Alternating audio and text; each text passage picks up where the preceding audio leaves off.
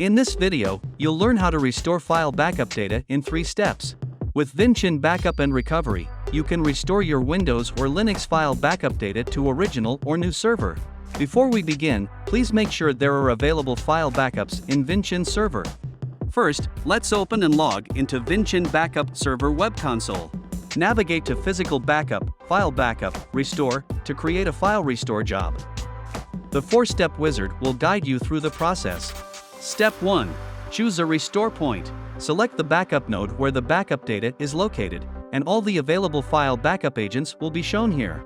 By expanding the backup agent, you are able to view the all restore points. Clicking Restore Point, you can see the individual folders or files on the right. Select the target folders and files you want to restore and click Next. Step 2. Choose a restore destination. For primary strategy, you can restore the file backup data to a file server or a NAS share. Let's take Restore to File Server as an example. By expanding the default group, you can view all the file servers. Click the target server in the checkbox. Then you can choose to restore to the original path or recover to a new path manually. Step 3. Set up restore strategy in detail. In General Strategy section, you can configure the speed controller and advanced strategy. To prevent restore jobs overload the resources in production environment, you can use speed controller to set a transfer speed limit that works permanently or on demand at specific time period.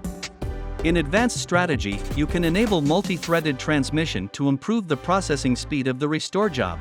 You can set 1 to 32 threads for a single restore job.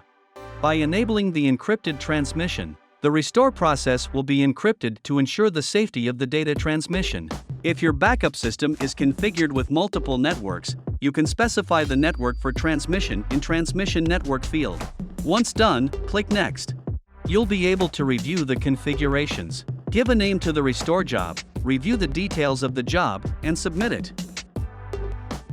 Then, you will be redirected to Monitor Center Jobs page. The restore job will run immediately and you can click the job name to see its processing status.